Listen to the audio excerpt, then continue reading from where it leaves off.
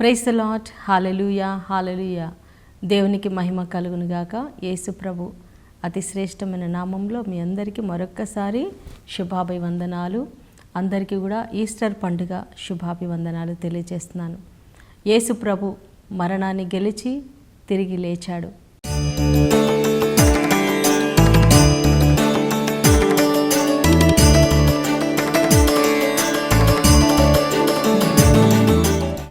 ఈ లోకంలో ఎంతోమంది మరణించారు. గొప్ప గొప్ప రాజులు, మరి మహాత్ములు, ధనవంతులు, ఎంతో పేరు ప్రఖ్యాతలు గాంచిన వారు అందరూ కూడా మరణంతో వాళ్ళ జీవితం ముగిసింది. కానీ మన యేసు రాజు, రాజుల రాజు, ప్రభుల ప్రభు, ఆయన ఈ లోకానికి వచ్చాడు. ఒక గొప్ప పర్పస్తో, ఒక ఉద్దేశంతో ఆయన వచ్చాడు. ఆయన జన్మ కూడా ఒక అద్భుతమే, ఆయన యొక్క జీవితం ఒక అద్భుతం, ఆయన యొక్క మరణం కూడా అద్భుతమే ప్రియులారా. మరి యేసు ప్రభు ఆయన ముందుగానే చెప్పాడు. ఈ లోకంలో ఆయన బహిరంగంగా ప్రసంగం చేస్తూ ఉన్నప్పుడు తన శిష్యుల మధ్యలో కానీ ప్రజల మధ్యలో కానీ ఆయన చెప్పాడు, నేను ఎన్నో శ్రమలు అనుభవించాలి, అందరు కూడా మరి ఈ యొక్క శత్రువులు నన్ను సిలువ వేసి చంపుతారు, కానీ 3వ రోజున నేను తిరిగి లేస్తాను అని ఆయన ముందుగానే శిష్యులతో చెప్పాడు. అయితే శిష్యులు మర్చిపోయారు ఆ విషయాన్ని. యేసుప్రభు యొక్క ఆ సిలువ మరణము, ఆ బాధలు అవన్నీ వాళ్ళు చూశారు. యేసయ్య ఏ విధంగా ఆయన సిలువలో మరణించాడు ఆ గొల్గొతా కొండ మీద. ఆ యొక్క వేదన చాలా భయంకరమైనటువంటి వేదన.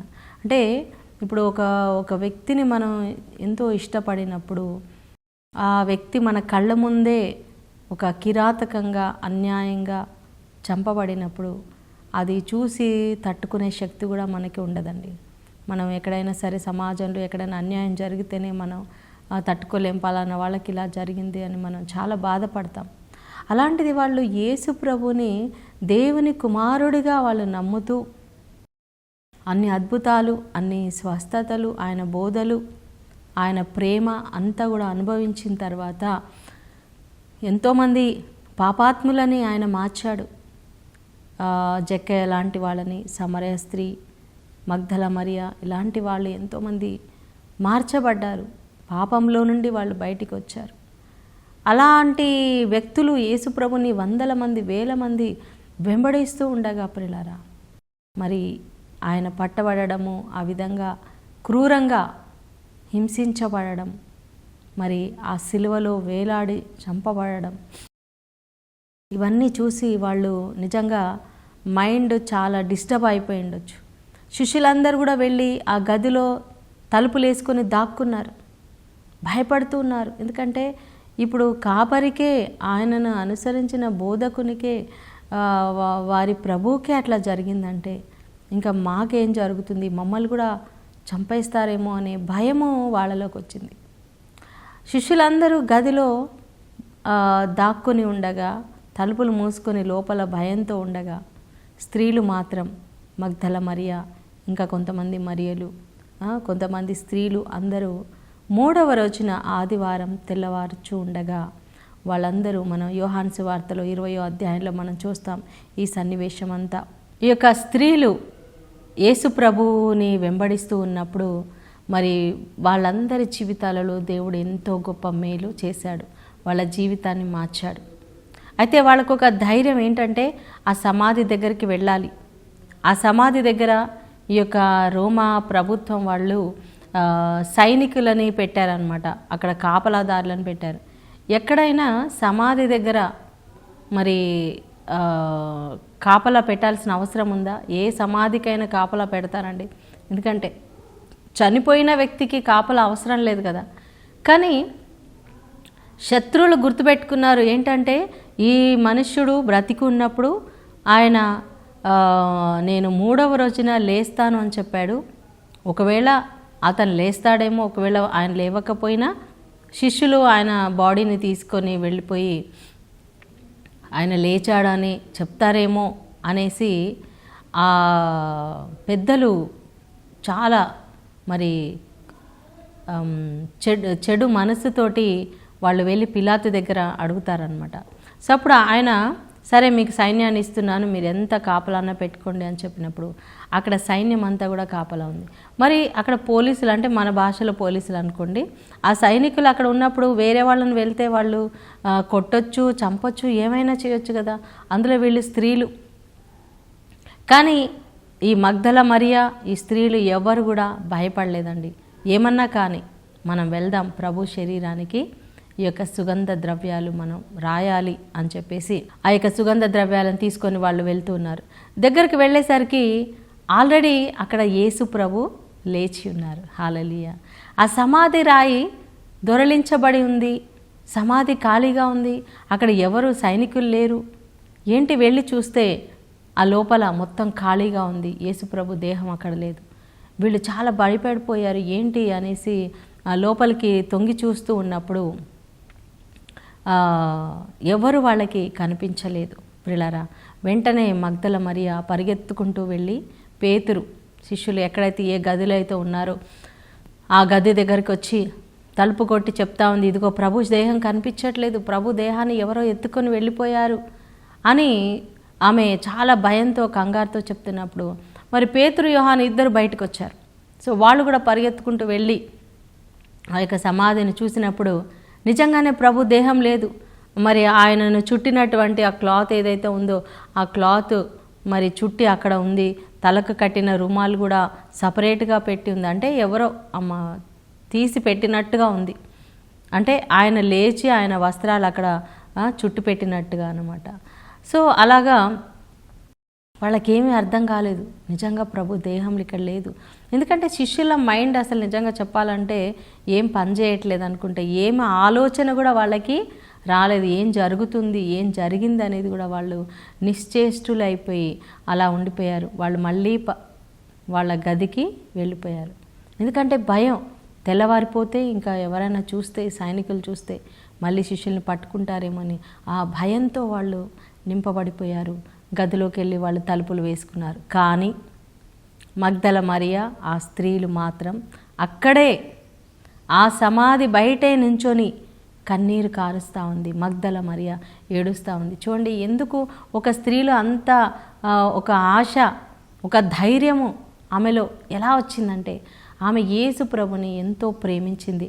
అందుకే ఆమె తన దగ్గర ఉన్నటువంటి ఆ యొక్క పరిమళ ద్రవ్యాన్ని కూడా యేసు ప్రభు తలం నుంచి అరికాళ్ళ వరకు పోసి అభిషేకించింది. ఆమె సిగ్గుపడలేదు. యేసు ప్రభు పాదాలను ముద్దు పెట్టుకుంది. ఆమె తల వెంట్రుకలతో ఆయన పాదాలు తుడిచింది. అంతగా యేసయ్యను ప్రేమించినటువంటి ఒక స్త్రీ. మరి యేసు ప్రభుని ఎవరైనా సరే ప్రేమించినప్పుడు వాళ్ళు ఎంతకైనా తెగిస్తారు, ధైర్యంగా ఉంటారు, ఎవరికి భయపడరు, చావుకు కూడా భయపడరు. సో ఆమె అలా ఏడుస్తూ తొంగి చూసినప్పుడు ఆ సమాధిలో ఇద్దరు దేవదూతలు ఆమెకి ప్రత్యక్షమయ్యారు. అంటే ఆమెకి అది వాళ్ళు దేవదూతలను అనుకోవట్లేదు, ఇద్దరు పడుచు వాళ్ళలాగా కనిపించారు. అమ్మా ఎందుకు ఏడుస్తున్నావు, ఎవరిని వెతుకుతున్నావు అని మరి వాళ్ళు చెప్తున్నారు. సజీవుడైన దేవుని మీరు ఎందుకు ఇక్కడ మృతులలో వెతుకుతున్నారు, సమాధిలో వెతుకుతున్నారు? ఆయన ఇక్కడ లేడు, ఆయన లేచి ఉన్నాడు. అర్థం కాలేదు, ఆయన లేచి ఉన్నాడా నిజంగా అనేసి వాళ్ళు అలా ముందుకు మగ్దల మరియా కొంచెం ముందుకు వెళ్ళి చూసినప్పుడు అక్కడ యేసు ప్రభువే స్వయంగా ఒక తోటమాలిలాగా ఆయన అక్కడ పనిచేస్తూ ఉన్నట్టుగా కనిపించారు. అంటే ఆయన రూపం యేసు ప్రభులా కాకుండా వేరే రూపంలో కనిపిస్తున్నారు. సో ఆమె తోటమాల అనుకొని, అయ్యా మరి నా ప్రభుని నువ్వు కనుక ఎత్తుకుపోయావా, ఆయన దేహం ఇక్కడ లేదు, నువ్వు కనుక ఎత్తుకెళ్తే ఎక్కడ పెట్టావో చెప్పు, నేను ఆయన ఎత్తుకొని వెళ్తాను అని చెప్తా ఉంది. అంటే ఒక స్త్రీ ఆమె ప్రభు దేహాన్ని మోయగలదా? కానీ దేవుడి కోసం ఆమె ఏదైనా చేయడానికి సిద్ధంగా ఉందన్నమాట. అప్పుడు యేసు ప్రభు పిలుస్తున్నారు, అమ్మా మరియా అని పిలిచారు.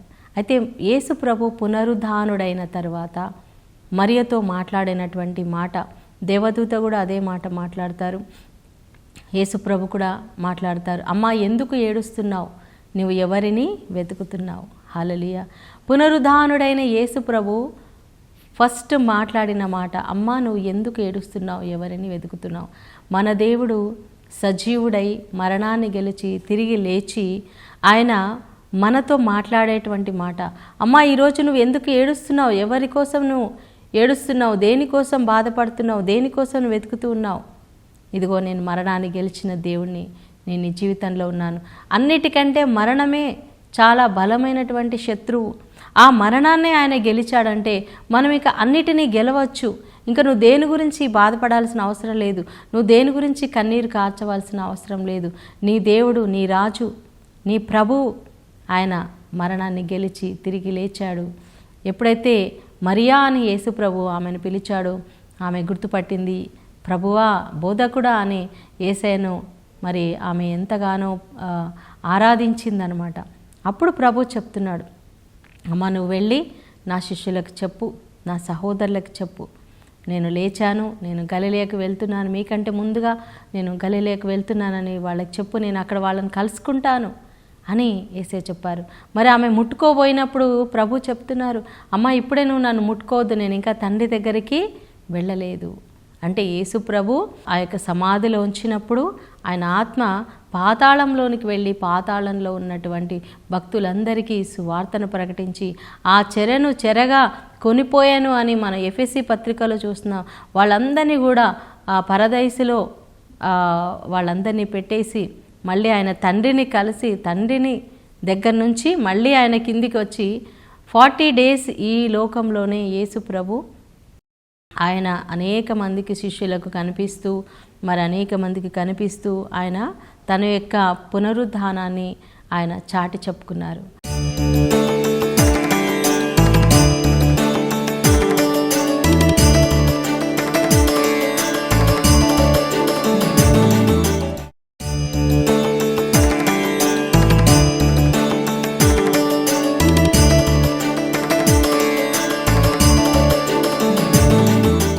మగ్దల మరియ వెళ్ళి శిష్యులకు చెప్తా ఉంది, నేను ఇలా ప్రభువుని చూశాను అని చెప్తే వాళ్ళు ఈమెను పిచ్చిదానిలాగా చూస్తున్నారు. ప్రభువుని చూడడం ఏంటి, ఆయన మన కళ్ళ ముందే ఆయన ఎంత చిత్రహింస చేసి మరి ఆయనని చంపేశారు, మనమే ఆయనని సమాధి చేశాము, ఇప్పుడు సమాధిలో ఉన్న బాడీ కనిపించట్లేదు అనేసరికి మరి యేసుప్రభు కనిపించాడు అంటే వాళ్ళకి అసలు ఏమీ అర్థం కావట్లేదు, నువ్వు ఎవరిని చూసావో ఏంటో అనేసి శిష్యులు నమ్మలేదు, ఎవ్వరు కూడా నమ్మలేదు. కానీ ఒకరోజు యేసుప్రభు ఆ శిష్యులందరూ కూడా గదిలో ఉండగా యేసుప్రభు తలుపులు వేసినట్టుగానే ఉన్నాయి, కానీ ఆయన లోనికి వచ్చాడు. ఎందుకంటే ఇప్పుడు ఆయన దేహము మహిమాదేహం, పునరుద్ధాన దేహము మహిమాదేహం, మామూలు శరీరం కాదండి. ఆ శరీరం మహిమాదేహముగా మార్చబడింది. ఇప్పుడు మనం కూడా యేసుప్రభు రెండవ రాకడలో ఆయన తిరిగి వచ్చినప్పుడు మనందరి దేహాలు కూడా యేసుప్రభు దేహాల్లాగా మహిమాదేహాలుగా మార్చబడతాయి. చనిపోయిన వాళ్ళు కూడా వాళ్ళు లేపబడతారు, వాళ్ళ దేహం కూడా మహిమాదేహంగా మార్చబడుతుంది. వారి దేహంలోకి మళ్ళీ వాళ్ళ ఆత్మ ప్రవేశిస్తుంది. మనందరం కూడా యేసయ్యతో ఉంటాం. ఇది జరగబోతున్నటువంటి విషయం ప్రియులారా. శిష్యులందరూ ఆశ్చర్యపోయారు. మీకు సమాధానం కలుగునుగాక అని చెప్పాడు యేసు ప్రభు. భయముతో ఆందోళనలతో ఏమీ అర్థం కానటువంటి పరిస్థితులలో ఇంకా మా జీవితం, ఇంకా మేము ఇన్ని రోజులు యేసు ప్రభువుని వెంబడించాము, ఇంకా మా లైఫ్ ఏంటి, ఆయన చనిపోయాడు, ఇంకా మా జీవితం ముందుకు ఎలా వెళ్ళాలి, మేము బయటికి రాలేము అనుకుంటున్న సమయంలో యేసు ప్రభు వాళ్ళకి దర్శనం ఇచ్చాడు. తన శిష్యుల్ని ఆయన విడిచిపెట్టలేదు. మీకు సమాధానం కలుగునుగాక, మీకు శాంతి కలుగునుగాక అన్నారు. చూడండి, వాళ్ళ హృదయాలలో సమాధానం లేదు. పునరుద్ధానుడైనటువంటి దేవుడు పునరుద్ధానుడైన తర్వాత మనకిచ్చేది ఏంటండి? మనకు సమాధానం, శాంతి. ఈరోజు నీ కుటుంబంలో శాంతి లేదా, సమాధానం లేదా? మరణాన్ని గెలిచి తిరిగి లేచిన దేవుడు నీకు శాంతినివ్వడానికి ఆయన నీ హృదయంలోనికి వస్తున్నాడు, నీ గృహంలోనికి ఆయన వస్తున్నాడు. ఆనాడు శిష్యుల దగ్గరికి వచ్చిన దేవుడే ఈరోజు మనతో కూడా, మన దగ్గరికి కూడా రాగలడు, మనతో ఉండగలడు. మన జీవితంలో ఉన్నటువంటి ప్రతి ఒక్క అశాంతిని, ప్రతి ఒక్క భయాన్ని పటాపంచలు చేసి మనలో ధైర్యాన్ని ఆయన నింపగలడు. ఎప్పుడైతే శిష్యులు యేసయ్యను చూశారో నిజంగా వాళ్ళందరూ చాలా సంతోషంతో నింపబడ్డారు. వాళ్ళందరినీ ఆయన తాకాడు, ముట్టుకున్నాడు. వాళ్ళు ఇంకా నమ్మకపోతే వాళ్ళ దగ్గర ఉన్న ఆహారాన్ని కూడా ఆయన భుజించాడు. ఫస్ట్ టైము మరి మొదటిసారిగా శిష్యులకు ప్రత్యక్షమైనప్పుడు ప్రియులారా, మరి తోమా గారు లేరు అక్కడ. అయితే తర్వాత తోమా గారు వస్తారు. శిష్యులందరూ చెప్తున్నారు, మేమందరం ప్రభువుని చూసామంటే ఇప్పటి వరకు మరియ మగ్దలేనా ఆమె పిచ్చిదనుకుంటే మీరు కూడా పిచ్చివాళ్ళు అయిపోయారా? అసలు మీరు ఎలా ప్రభుని చూశారు? నేను నమ్మను. ఆయన చనిపోయారు, కళ్ళారా మనం చూసాం. ఆయన గాయాలలో మరి నేను వేలు పెడితే తప్ప నేను నమ్మను అన్నాడు. ఒకరోజు తోమా గారు వాళ్ళందరూ కూడా కలిసి ఉన్నప్పుడు యేసు ప్రభు మళ్ళీ వాళ్ళ మధ్యలోనికి ప్రత్యక్షమయ్యాడు. హల్లెలూయా. నిజంగా ఎంత అద్భుతం కదండి. యేసు ప్రభు అలా వాళ్ళ మధ్యలోకి రావడం, వాళ్ళకి కనిపించడము, వాళ్ళతో మాట్లాడడం నిజంగా చాలా మరి ధన్యులు. శిష్యులందరూ కూడా నిజంగా చాలా ధన్యులండి. ప్రభుని వాళ్ళు కల్లారా చూశారు. అందుకోసమే కదా యేసు ప్రభు కోసం మరణించడానికి కూడా వాళ్ళు వెనకంజ వేయలేదండి. మరి తోమా గారి దగ్గరకు వచ్చి ప్రత్యేకంగా, తోమా నువ్వెందుకు నన్ను నమ్మకుండా ఉన్నావు, ఎందుకు నువ్వు అల్ప విశ్వాసిగా ఉన్నావు, చూడు నా చేతుల్లో నా గాయాల్లో మరి వేలు పెట్టి చూడు అని ఆయన గాయాలను ఆయన చూపించుకున్నారు. ఆయన పక్కలో కూడా మరి ఎక్కడైతే బల్లెపు పోటు పొడిచారో అక్కడ కూడా ఆయన చేయి పెట్టి చూశారు. అప్పుడు తోమా గారు ఎంతో బాధతో నా ప్రభువా నా దేవా అని, ఆయన ఇంకేం మాట్లాడలేకపోయారు. నా దేవా నేను నిన్ను అనుమానించానా అని ఎంతో బాధపడ్డాడు. ప్రియులారా, మరి బొంకిన పేతురుతో కూడా యేసయ్య మాట్లాడారు. పేతురు, నువ్వు నిజంగా నన్ను ప్రేమిస్తున్నావా? పునరుద్ధానుడైన యేసయ్య ప్రశ్నిస్తున్నటువంటి ఒక ప్రశ్న, నిజంగా నువ్వు నన్ను ప్రేమిస్తున్నావా? ఆనాడు మీరు అందరూ పారిపోయారు, అయినా కూడా నేను మిమ్మల్ని విడిచిపెట్టట్లేదు. పేతురుతో చెప్తున్నాడు, పేతురు నువ్వు నా సంఘాన్ని కాపాడు, నా గొర్రెలను కాపాడు, నా గొర్రెలను మేపు, నా గొర్రెలను కాయము అని చెప్పి సంఘాన్ని పేతురికి అప్పగించాడు. శిష్యులందరినీ కూడా ఆయన బలపరిచాడు. తోమా గారిని కూడా బలపరిచాడు. మీరందరూ నాకు సాక్షులుగా ఉండండి, భూ దిగంతాల వరకు మీరు వెళ్ళి నా సువార్తను ప్రకటించండి. యేసు ప్రభు పునరుద్ధానుడైన తర్వాత ఆయన పరలోకానికి వెళ్ళక ముందు మరి శిష్యులకి ఎన్నో రకాలుగా ఆయన వారికి బోధించారు, ఎన్నో అద్భుతాలు చూపించాడు, ఎన్నో సూచకాలు చూపించాడు. ఆయన పరలోకానికి వెళ్ళేటప్పుడు చివరిగా వారికి ఇచ్చినటువంటి ఆజ్ఞ, సమస్త ప్రజలకు సువార్తను ప్రకటించండి, తండ్రి కుమార పరిశుద్ధాత్మ నామమున మీరు బ్యాప్టిజం వాళ్ళకి ఇవ్వండి, జ్ఞానస్నానం ఇవ్వండి అని మరి యేసయ్య చెప్పారు. నేను ఏదైతే మీకు నేర్పించానో ఆ విషయాలు మీరు వెళ్ళి అందరికీ బోధించండి అని యేసయ్య చెప్పాడు.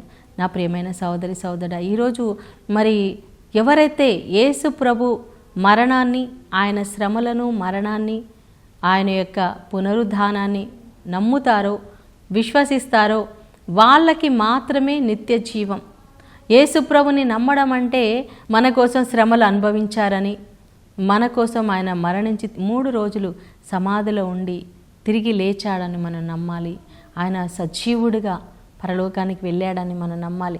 ఇంకొకటి కూడా మనం నమ్మాలి, ఆయన ఎలా అయితే వెళ్ళాడో, ఎప్పుడైతే శిష్యులు అపోస్తల కార్యంలో 1వ అధ్యాయంలో మనం చూస్తాం పిల్లరా, యేసు ప్రభు పరలోకానికి వెళ్ళినప్పుడు పరలోకం నుండి 2 దేవదూతలు వచ్చి మరి అక్కడ ఉన్నటువంటి శిష్యులకి, అక్కడ ప్రజలకి చెప్తారనమాట. ఏమని చెప్పారు? ఎలా అయితే యేసు ప్రభు పరలోకానికి వెళ్ళాడో అదే విధంగా ఆయన మళ్ళీ రాబోతూ ఉన్నాడు. హల్లెలూయా. పిల్లరా, మనం ఈ యొక్క గుడ్ ఫ్రైడే చేసుకుంటున్నాం. మన జీవితంలో ఎన్నో గుడ్ ఫ్రైడేలు చేసుకుంటున్నాం, మరి ఈస్టర్ పండుగలు చేసుకుంటూ ఉన్నాం, అవునా? యేసు ప్రభు తిరిగి లేచాడనే పండుగ చేస్తున్నాం. కానీ ఆయన తిరిగి లేచినటువంటి ఈ యొక్క సందేశాన్ని, శుభవార్తని మనం అందరికీ చాటి చెప్తున్నామా? దేవుడు మనకిచ్చినటువంటి బాధ్యత ఇదే.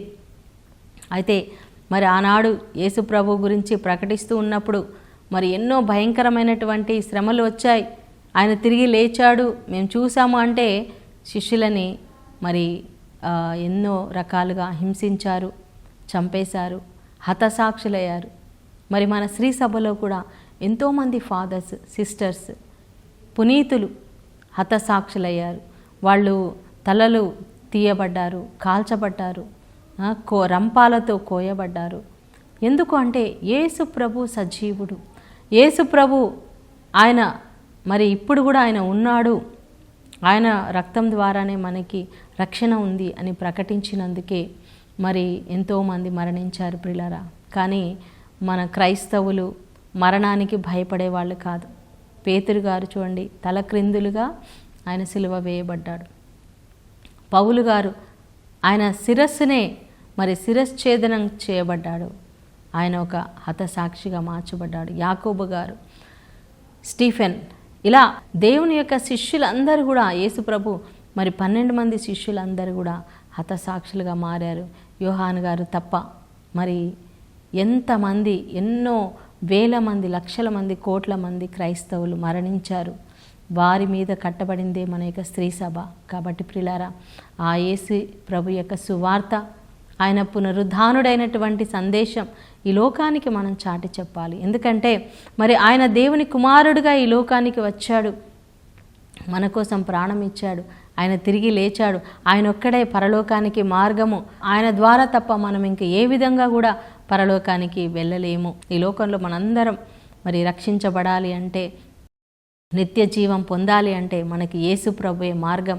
అందుకే యేసే అన్నాడు, నేనే మార్గము, సత్యము, జీవము అని చెప్పారు. కాబట్టి ప్రియులారా, ఆ యేసేను, పునరుద్ధానుడైన యేసేను మన హృదయంలోనికి తీసుకుందాం. మరణాన్ని గెలిచిన దేవుడు అన్నిటినీ కూడా ఆయన గెలిచాడు, సాతాన్ని ఓడించాడు. సిలువలో ఆయన ఆ సాతాన్ని చితక తొక్కాడు ప్రియులారా. కాబట్టి ఈరోజు నీవు నేను భయపడాల్సిన అవసరం లేదు. భయం అనేది మన జీవితంలోనికి ఎప్పుడు కూడా రానివ్వకూడదు. మనం ధైర్యంగా ఉండాలి. శిష్యుల్లాగా మనం కూడా మారాలి. యేసుప్రభు శిష్యులు ఎలా సువార్త ప్రకటించారో మనం కూడా ఆ పునరుద్ధానుడైన యేసేను ఈ లోకానికి మనం ప్రకటించాలి. ఆ పునరుద్ధాన శక్తి మనందరిలో కూడా దేవుడు నింపునుగాక. దేవుడి వాక్యం దీవించునుగాక. ఆమెను ప్రార్థన చేసుకుందాం. స్తోత్రం నాయనా, మహాగణుడా, పరిశుద్ధుడా, మా ప్రియ పరలోక తండ్రి, పునరుద్ధానుడవైన మా యేసయ్య నీకు స్తోత్రం. 2000 సంవత్సరాల క్రితం నాయన ఈ లోకంలో నీవు పుట్టావు, నడిచావు, మా కోసం ఎన్నో శ్రమలు పొందావు నాయన, మరణించి తిరిగి లేచావు నాయన. అయా ఈ యొక్క ఈస్టర్ పండుగను ప్రతిరోజు కూడా మేము కొనియాడాలి, ప్రతి ఆదివారం మేము కొనియాడాలి నాయన. అయా మరి ఈ యొక్క పండుగ సందర్భంగానైనా మా అందరినీ నీ పునరుద్ధాన శక్తితో నింపమని ప్రార్థిస్తున్నాను దేవా. ఒకరోజు మేము కూడా నాయన అయా తండ్రి, మేము మరణించినను తిరిగి లేస్తామని విశ్వసిస్తున్నాం నాయన. క్రీస్తునందు నిద్రించిన వారు తిరిగి లేస్తారు. క్రీస్తునందుండి మరణించిన వారు ఎప్పుడు నిత్య జీవం కలిగి ఉంటారని వాక్యం సెలవిస్తూ ఉంది ప్రభా. మేము నమ్ముచున్నాం నాయనా. ఆనాడు ఎలా అయితే నీ శిష్యులు నిన్ను చూసి, పునరుద్ధానుడవైన నిన్ను చూసి తమ ప్రాణాలు కూడా అర్పించారు, నీ కొరకు జీవించారు నాయన. అలాంటి జీవితం మా అందరికీ దయచేయండి, ప్రతి క్రైస్తవునికి దయచేయండి నాయన. మా స్త్రీ సభను దీవించండి నాయన, మా గురువులను దీవించండి నాయన, కన్యాస్త్రీలను, సువార్త బోధకులందరినీ కూడా ఆశీర్వదించి ప్రభా నీ శిష్యులుగా మమ్మల్ని అందరినీ కూడా బలపరిచి అయా మేము చివరి దాకా నమ్మకంగా ఉండి పునరుద్ధానుడైన నిన్ను ప్రకటించే కృపను మా అందరికీ దయచేయమని నజరేయుడైన యేసు నామంలో ప్రార్థించి వేడుకుంటున్నాం తండ్రి. Amen, amen, amen. సో దేవుడు మీ అందరిని దీవించును గాక. వన్స్ అగైన్ అందరికీ happy Easter. God bless you.